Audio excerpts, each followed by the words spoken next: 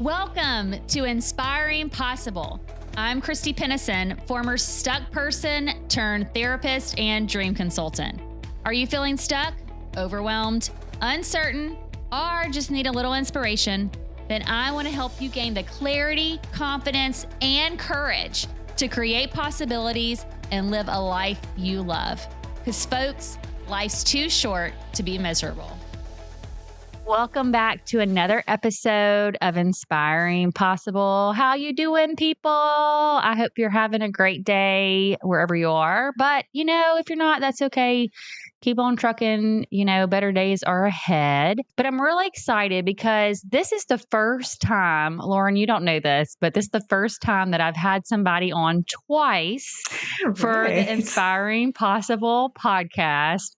So you are breaking a record, I guess, so to speak, for the first person to ever be on twice. And she's came on before and we had a really, really great episode. So you can go find it in the history. I don't remember what episode number it is, but we'll try to link it up in the show notes. But it's with Lauren Callahan. And what's really cool is I've kind of known Lauren over the past several years in a more professional realm, and then seen her journey as we've walked journey together of how she has really leaned into what I would call her superpower, or her really things that make her passion, her passions. That's it. Is that how you say it, Lauren? Yeah. Lean in more to her passions, and through her journey, discover not only a life that I feel like she feels good about right now, right? But like, what are the things that can help her get to a place where she feels fulfilled, rewarded, passionate about what she's doing,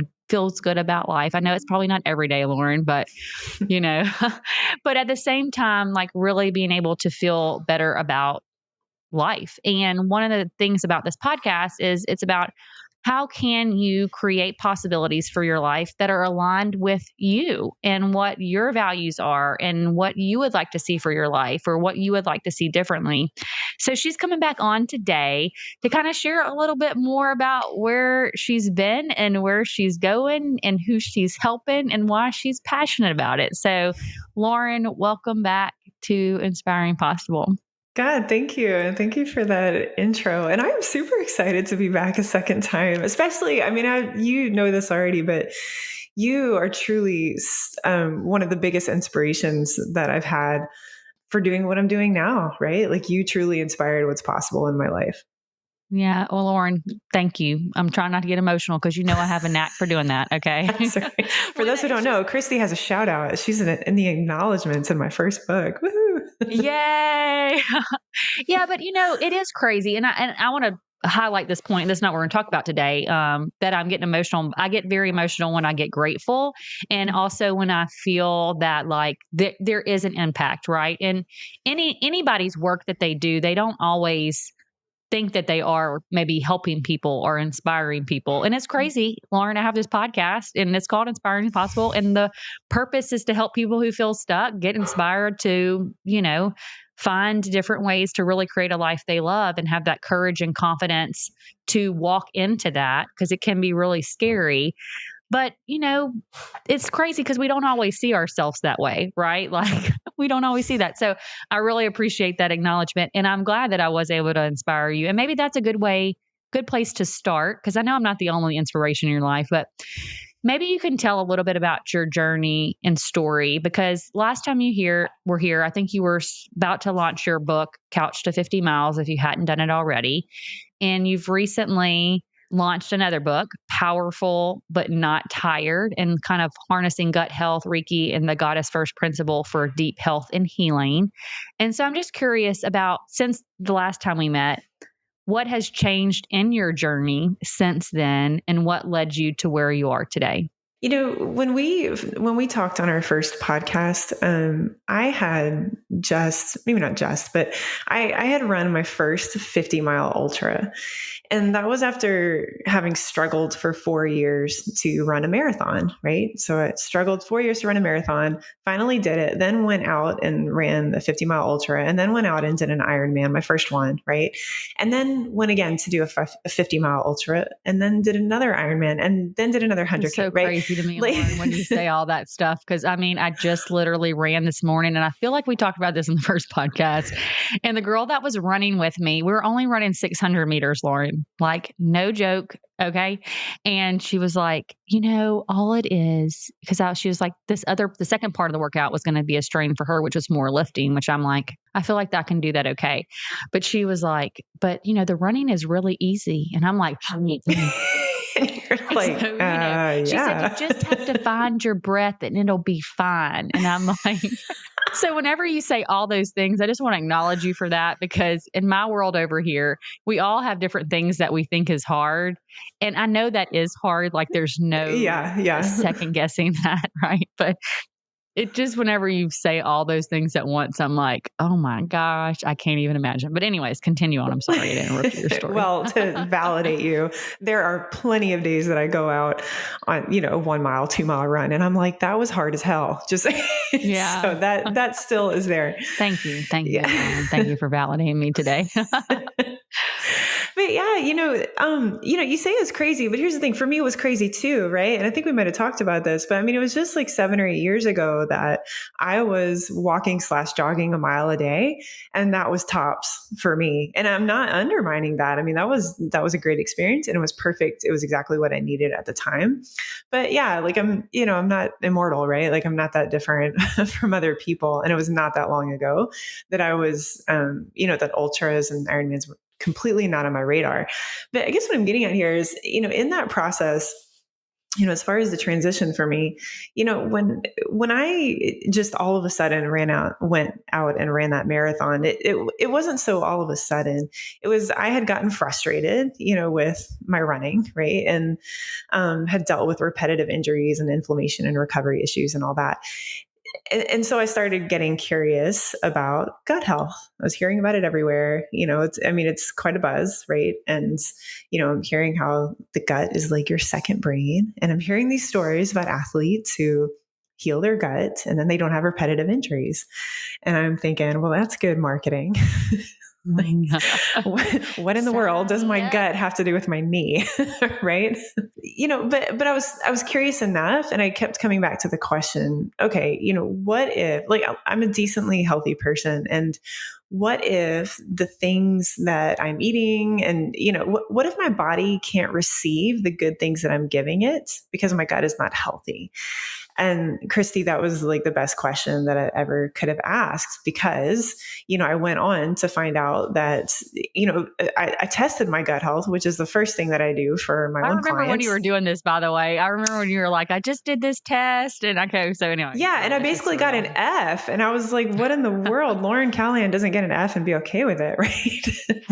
And so I went on this path of healing my gut for about 6 months. I'm still am always improving my gut health, but, really just laser focus healing my gut for 6 months. And it was after that time that I went out and I ran that marathon, and then the 50-miler and the Ironman, and on within, all of that within 1 year. Right.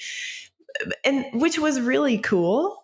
And definitely a part of, the story of me of inspiring possible, right? Like, what is possible in my life? What can I do? Right? What am I capable of? So that was super cool. But as far as the transition for me, personally and career-wise, and then what, led up to my second book was, all along the way, not only did I, not have the issue with repetitive injury anymore, it didn't have the issues with inflammation and energy like I used to, but I also had these moments of saying, wow, I'm sleeping again. I hadn't even realized it had become a problem, that I just wasn't falling asleep at night. And I'd have these other moments where I'd say, wait a minute, I don't feel anxious and depressed in the way that I used to, right? It's not the struggle that it was. And then, I'd have these other moments. Wait a minute. I don't get sick the way I used to. I was getting, several years ago, I mean, I'd get sick at least 3 times a year and needing antibiotics and steroids, and not to mention, colds and fevers and everything in between. And I just chalked it up to, well, this is normal, right? Like I have asthma and allergies.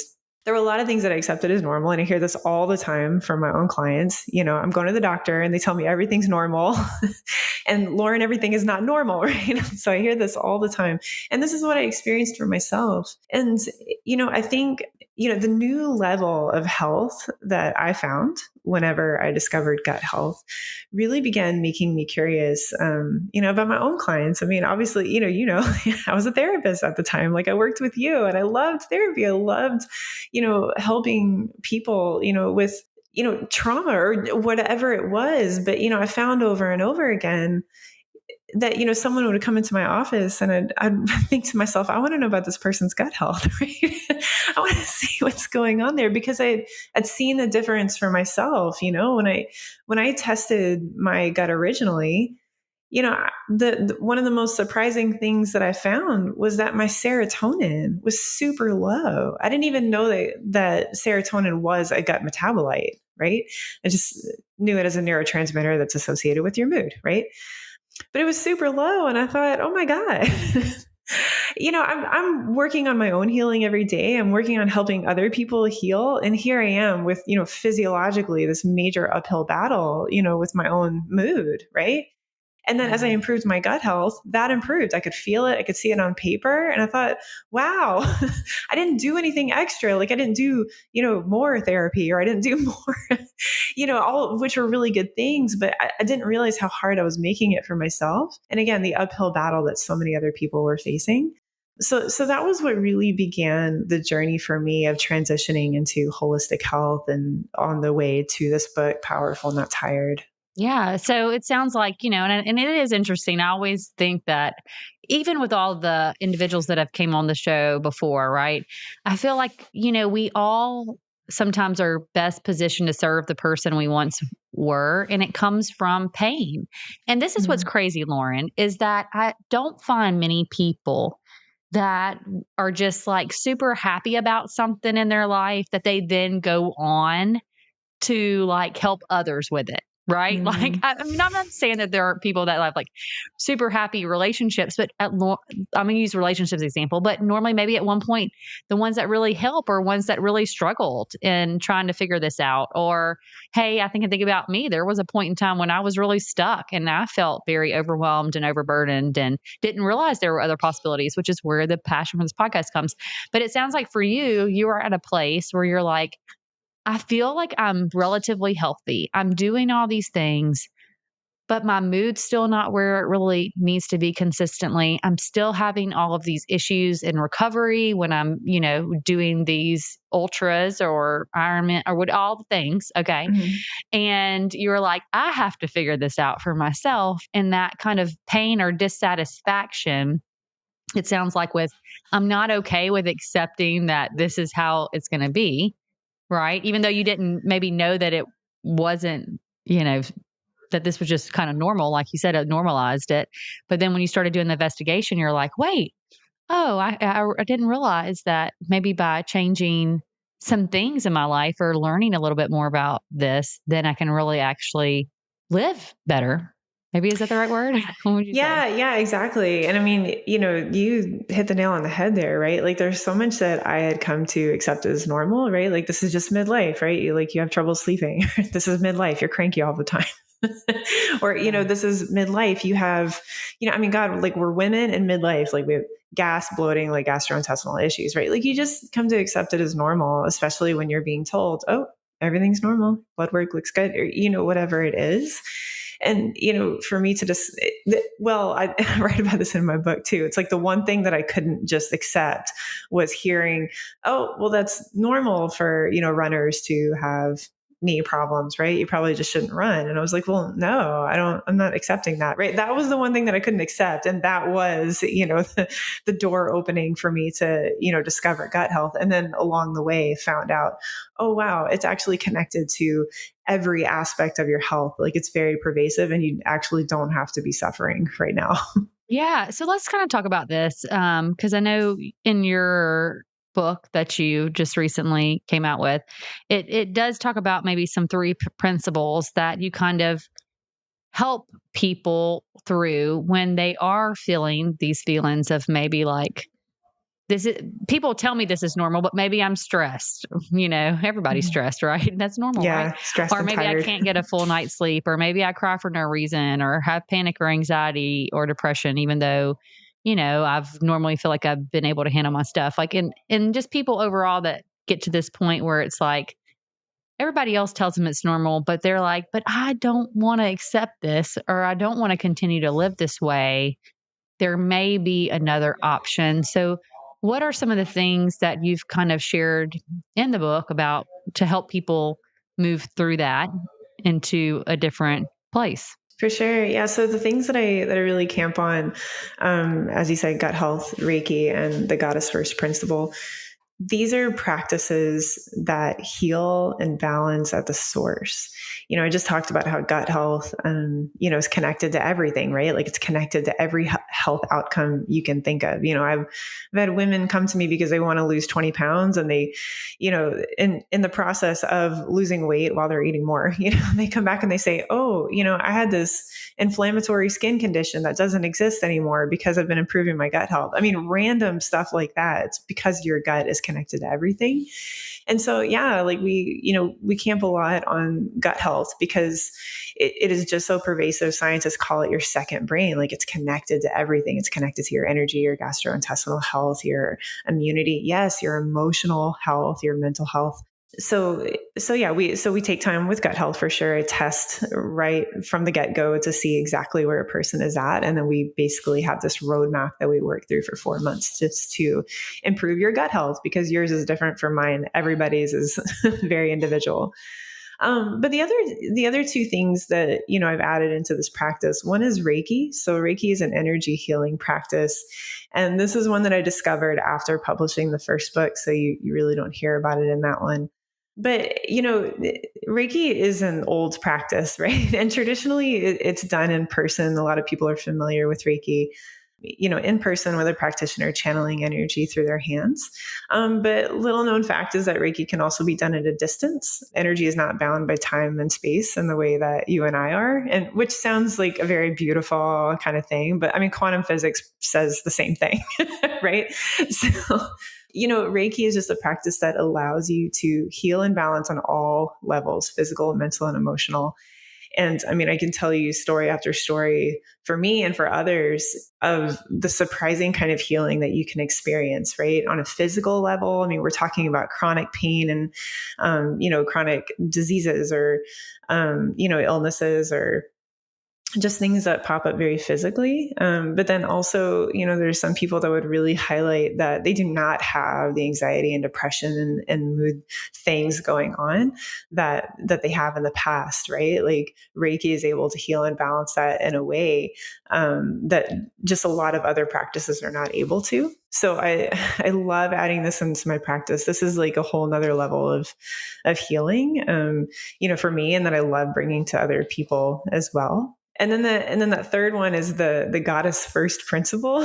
So, a little story about where this came from. Okay, so the name of my business is Goddess Health, right? And there's just the idea of, we talked a minute ago. I mean, women were walking around saying we're tired and stressed, but like that is not us living like the goddess that we truly are on the inside, right? And so what I love doing is just helping women to come back to their true health, their true nature, and be able to live that reality. But the idea of goddess first. So there's actually a book out there called Profit First. Have you heard of it? Yes. Yeah, have you read it? It was like the first.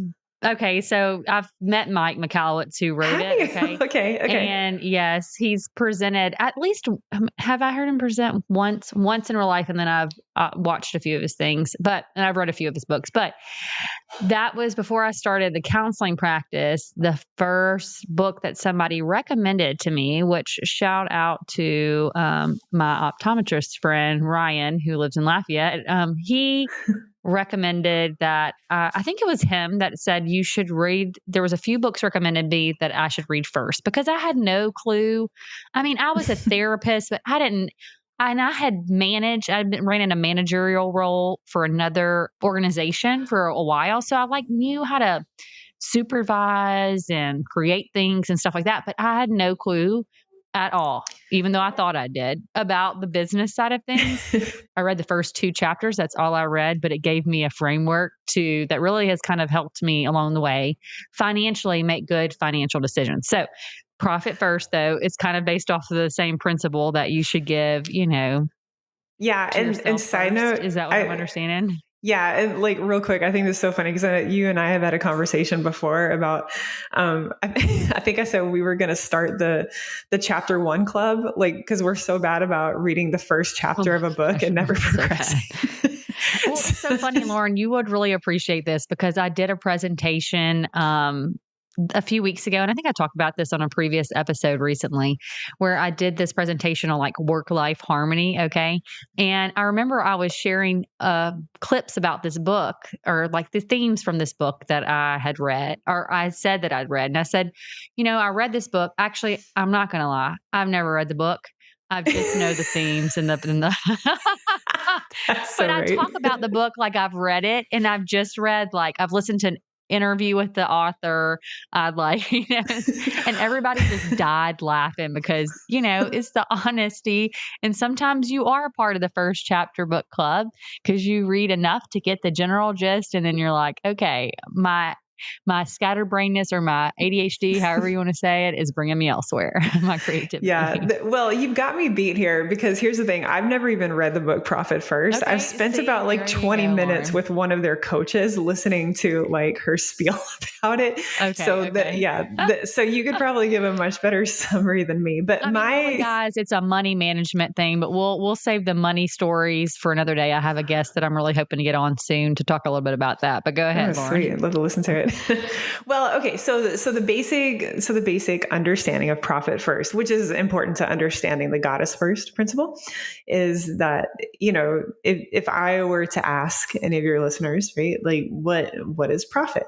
Likely what they would say is it's your income minus your expenses equals whatever you have left over is your profit. The thing is, what I have found, certainly in my background as a therapist and now in my work as a coach with women, is that we tend to look at our self-care as the exact same way. So the time and energy that we start with in the day minus what we need for all of our responsibilities and to-dos and all of our have-tos equals whatever we have left over for our self-care. And so Mike, and my understanding, my limited understanding with Profit First, is that he basically said that we needed to flip that. Like if your business is going to be profitable, you've got to flip that equation so that you would say income minus whatever you take out first for your profit equals what you have left over for everything else. And so this is where like my knowledge ends of that. Like he says That's it works. Good overview, Lauren. I mean, that's honestly pretty much the gist of it, Yeah. So, what I have found is that we need to do the same thing with our self-care. We have to flip that equation to the time and energy that we start with each day minus what we put aside first for our self-care equals what we have left over for everything else.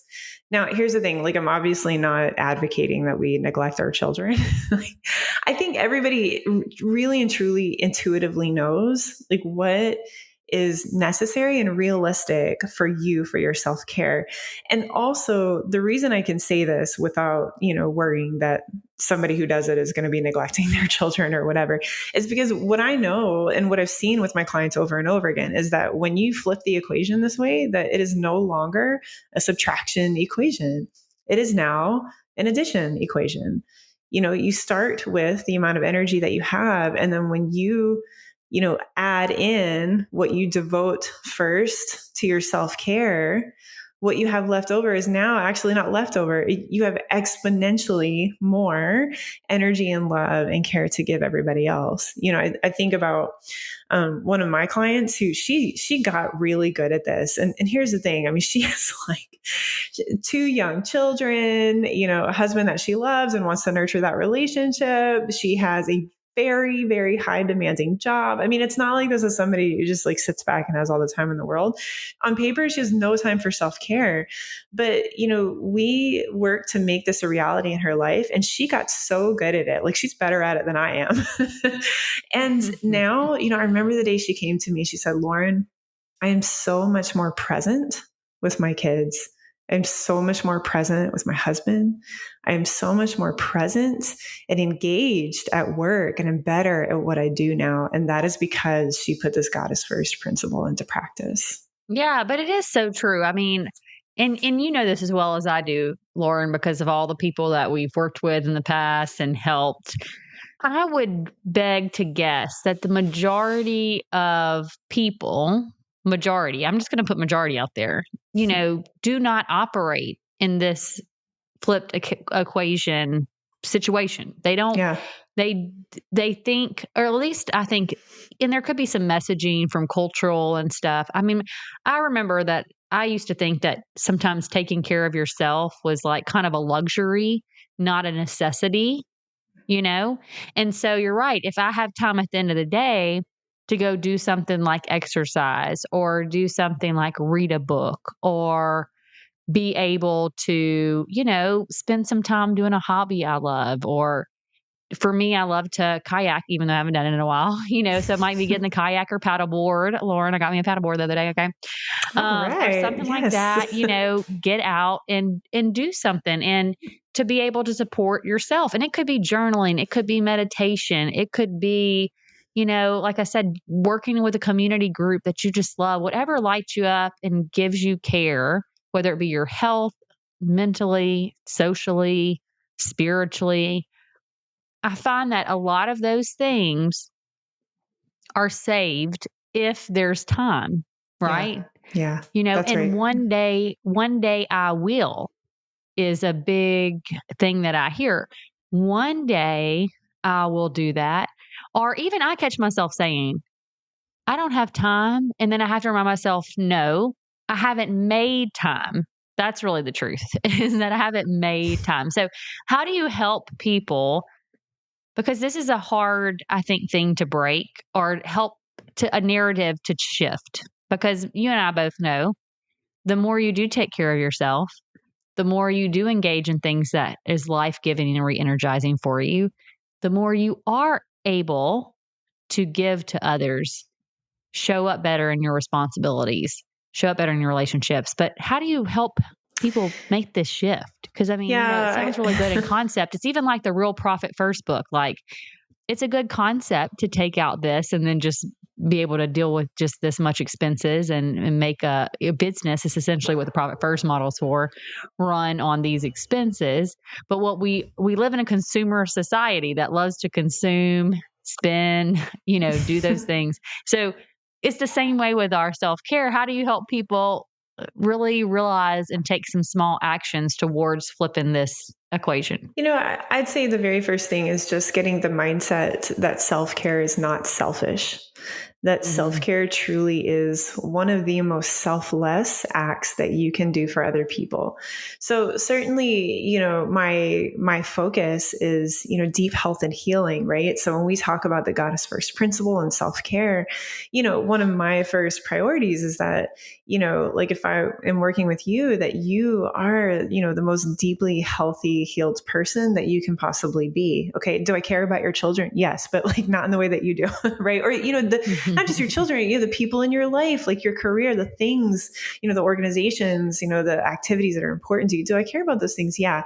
But certainly, my first priority is your health and healing. But the thing is, what I know is that the healthier and more healed you are, that you will 1,000% be able to show up in a good way for the other people in your life, in a way that is truly passing on the legacy that you want to pass on, right?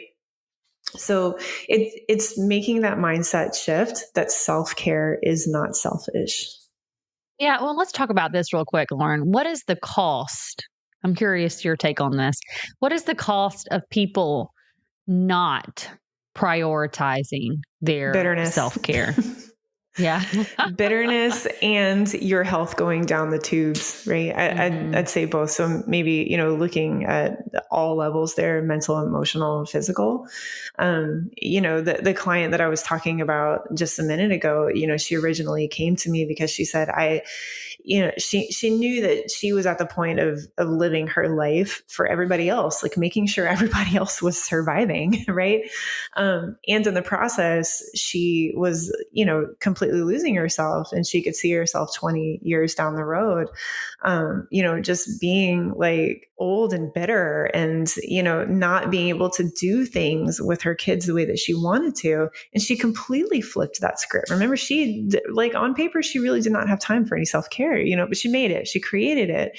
And now, like, she's living a completely different life where she knows now and tomorrow and 20 years down the road, like, she is like, her kids are going to be keeping up with her.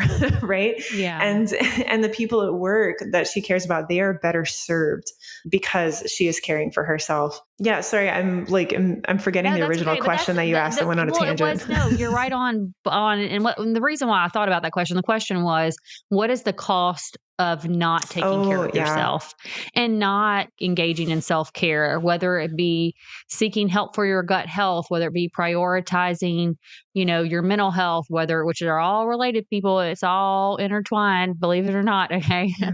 But whether take time for the things that you love, what's the cost? And I love focusing on this question because one of the things you said earlier in our conversation was that sometimes we can go through life and just accept things as normal.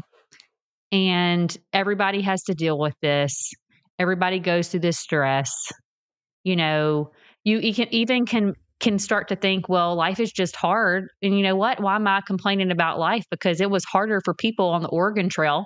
You know what I mean? Like, whatever kind of mentality you want to, or the thought process you want to come up with. So this hard doesn't have to be like, I can deal with this. It's just the way that life is. I mean, I've heard, and even in my own life, resigned sometimes to things like, oh, well, this is just going to be the way it is. Sure. And then I always think to myself, the question is, who says? And then if there's something that's really, you realize is not going in the way that you want, what's the cost of you avoiding and not prioritizing and not doing something about it? And folks, let me tell you something. I can avoid with the best of them. Okay. Can you, Lauren? I know you might not be as much of a avoider as yeah, me. No, I can. I can avoid the hard things or not look at stuff that I know I really have to address in my life. But what is it costing you? What is it costing you? And then what is the cost if you don't lean into figuring out how to do things differently? And I'm thinking about the person you used as a reference where they could see their life 20 years down the road. If things do not change, this is where I feel I will be. And I just know there has to be a way to live differently, even if I don't see it from anybody around me. And I will say, when you're learning and going on this healing journey, you might find people that are not aware that there can be things different for their life because there's just some acceptance. And listen, I'm not passing no judgment when I'm saying any of this stuff. Life is hard and we all got our journeys to walk. Okay. But literally, what is the cost of not taking care of yourself? And that might be a little bit way to help shift that narrative or that mindset from it's going to cost me to prioritize myself to what's the cost of me not taking care of myself. Yeah. Anyways, that was my thought process, Lauren. I think the thing that's coming up for me right now is just how pervasive it really is, to care for yourself. I mentioned earlier that, I never set out, for example, to help myself sleep better at night, right? Like I had just accepted that was, a midlife kind of thing that I just could not fall asleep at night. Lauren, a little bit early, Yeah, exactly. Exactly. And sometimes it was just not falling asleep. And then other times it's, racing thoughts. Right. And so I think, well, I just, need to work harder, therapy or whatever. Right. What a great concept that we're taught, right? Work harder. Exactly. You should try harder and or be better. Things will change. Be better. Exactly. And you think about like the context of my life at that time, I let me say, like I'm married to a man that I absolutely adore. I'm in a second marriage. I know the destructiveness of, a divorce and how that can go. Yeah, I guess what I'm getting at is you think about the context of that time. I was kind of unhealthy and didn't know it, having trouble sleeping. So, I'm feeling cranky a lot of the time, just from the sheer, fact of no sleep. I told you I had low serotonin, so, and didn't know it, right? So physiologically, like I'm having an uphill battle with my mood. So I guess what I'm getting, as you can imagine, I'm married to a man that I love, and here we are like arguing all the time.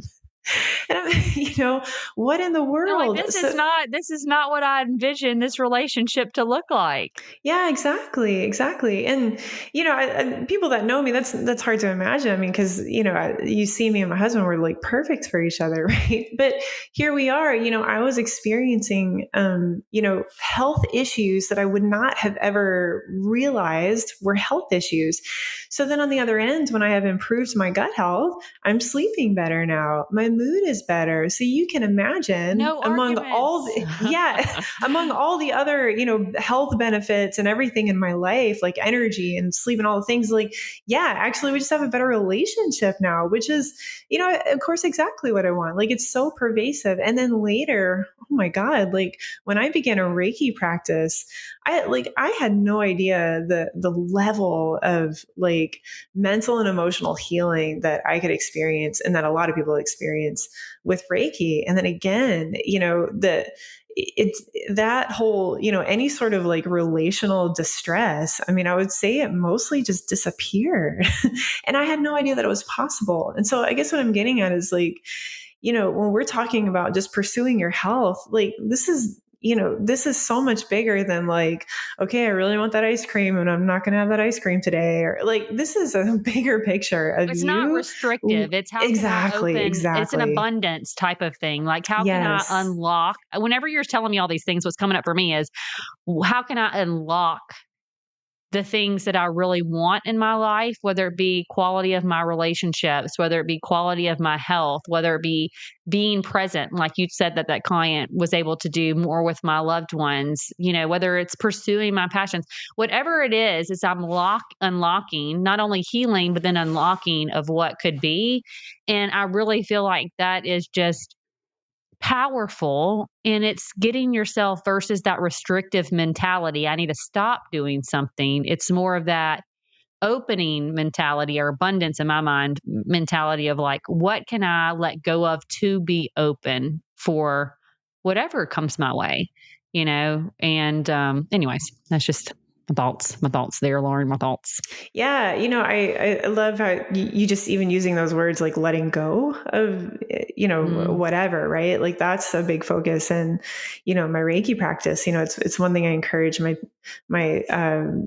clients to set an intention for whenever we do a Reiki session is to set an intention to release whatever is not for your highest good. Because the thing is, everything that is for your highest good is already within you. Like you're powerful and perfect just the way you are. And when it's just a matter of releasing what is not for your highest good. And like you said, that process is not restrictive. Actually, it's actually very No. self-rewarding. It's like, let it go, like in That's the right. song Frozen. I'm not gonna sing it for y'all. Maybe I will. Let it go, let it go. But it sounds such a simple concept to release, to let go. And so many times we walk around in life with all of these things that we just keep on, hanging on to. We may not be aware that we're hanging on to it. I feel like there is a lot of unawareness sometimes about the things that we are carrying. But if you can learn ways of how to release, like you're saying, and then also how to accept, and then how to prioritize your self care in this whole process, the more I think things really can shift and you will unlock a different side of yourself that I feel like allows you to truly show up as yourself in relationships in life more truly you. Yeah. And I would say that releasing process is, what I have learned is that it's so much simpler than you think. Like if you had told me, just, God, even just a year ago, if you had said, let's just release the things that are not for your highest good, You would have that looked would have at been me like like telling, yeah, that would have been I like will saying, punch you. Lauren, yeah, exactly. I would have been Because you like, were okay, irritable. You've probably whatever, been like, show I'm me going to how. punch Christy right now. She tells me to release something. Okay. That's right. That's right. Yeah. I mean, that's about as easy as like telling somebody, don't think about elephants, right? Oh, what did you just Yeah. do? Right. Yeah. So I think, that's how I would have felt a year ago. And now I think the amazing freedom that I have experienced. And one of the things I love most about a Reiki practice in particular, certainly gut health helps you to do that. And certainly the goddess first principle helps you to do that. But one element in particular that I love about Reiki is that with a Reiki practice, Reiki goes to the source of whatever needs to be healed and balanced. And then your body mind intuitively knows how to release whatever is not for your highest good. You do not have to direct that process. So it is not something that you just have to like will and force yourself and have this mental toughness, Or right? try harder at, right, Lauren? You don't have to try Yes, harder it's at it. exactly. You don't have to try harder. Like just receive it, right? You can just receive. Oh my God. That's if we're talking about, maybe a mindset shift. And I write about this in my book as well, is the mindset shift of being willing just to receive that healing, and then that subsequently natural releasing that can happen, as opposed to needing to work harder for it. Yeah. Well, Lauren, if people are like, man, I've really enjoyed this conversation and y'all are bringing up some things that I, maybe have not been considering, or I've been saying one day I will and I haven't. And this is your sign to maybe do something about it. Where can they maybe find the book and then also kind of be able to get in touch with you?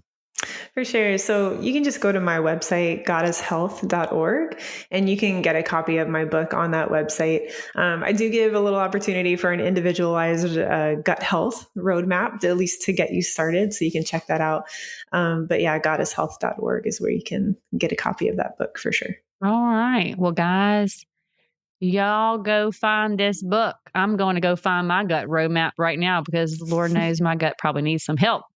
But Lauren, I am curious because, I asked you this question last time, but I'm going to ask you it a little bit different way. If you were to go back just 1 year ago, which was probably around the time that we had also our first interview on this podcast, Yeah. but just a year ago, and give yourself one piece of encouragement, advice, maybe one thing to really prioritize and do, what would you say to yourself a year ago?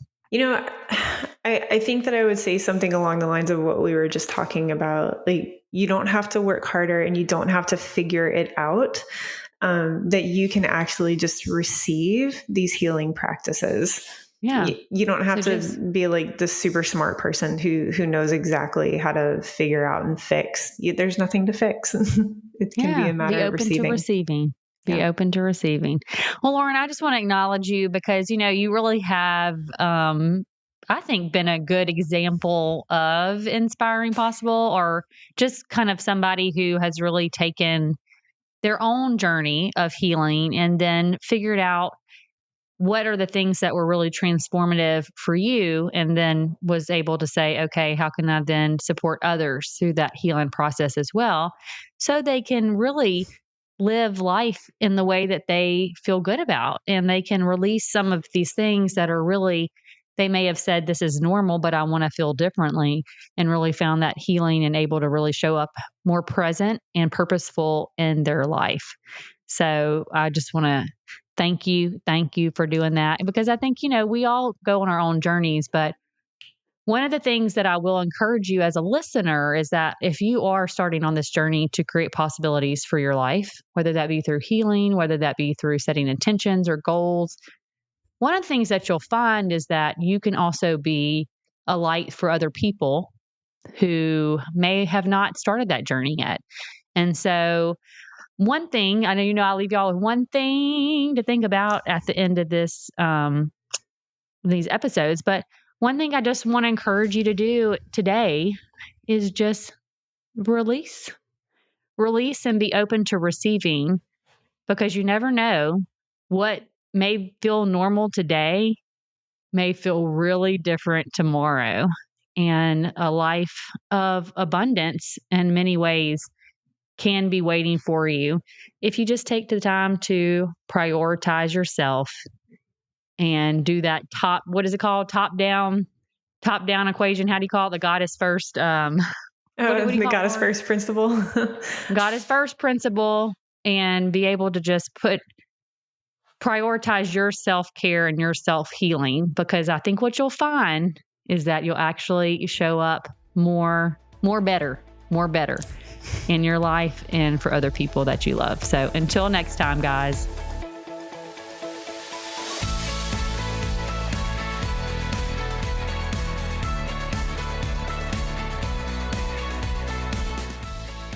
That's all for today on Inspiring Possible.